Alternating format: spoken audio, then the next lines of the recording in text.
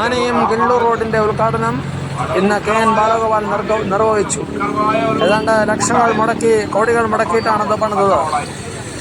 കൊട്ടാരക്കര വികസനത്തിന്റെ പാതയിലാണെന്ന് അദ്ദേഹം പറയുകയുണ്ടായി. മധുരപലഹാരങ്ങളും പായസവും വിതരണം ചെയ്തു. അതിനുശേഷം റോഡ് ഷോ ഉണ്ടായിരുന്നു. മന്ത്രി ബാലഗോപാൽ ബലൂൺ കെട്ടിയ ജീപ്പിൽ അദ്ദേഹം റോഡ് ഷോ നടത്തി.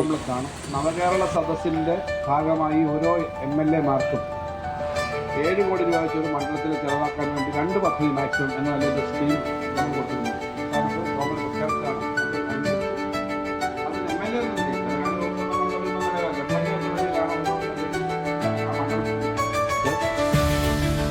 ഇവിടെ ഒരു പദ്ധതിക്ക് വേണ്ടി പ്ലാൻ ചെയ്തു. 30 കോടി രൂപയിലധികം വരുന്ന ഒരു സിറ്റി കോംപ്ലക്സ് ആണ് വരുന്നത്. കിഫ്ബിയുടെ പണം ഉപയോഗിച്ചാൽ നടക്കും.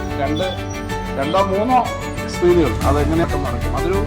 അപ്പോൾ കൊട്ടാരക്കര ഇങ്ങോട്ട് എക്സ്റ്റെൻഡ് ചെയ്ത് എഴുവാണൊന്നും ഇങ്ങോട്ട് എക്സ്റ്റെൻഡ് ചെയ്ത് ഒരു പ്രധാനപ്പെട്ട കൾച്ചറൽ സെൻ്ററായിട്ട് മാറി. ഈ ഭാഗത്ത് എല്ലാ സ്ഥലത്തും തന്നെയാണ് തോന്നുന്നു. അപ്പുറത്ത് വന്നു 30 ബെഡുള്ള ആയുർവേദ ആശുപത്രി ശരിക്കും മുനിസിപ്പാലിറ്റിയിലെ ആണെങ്കിലും ശരിക്കും അത്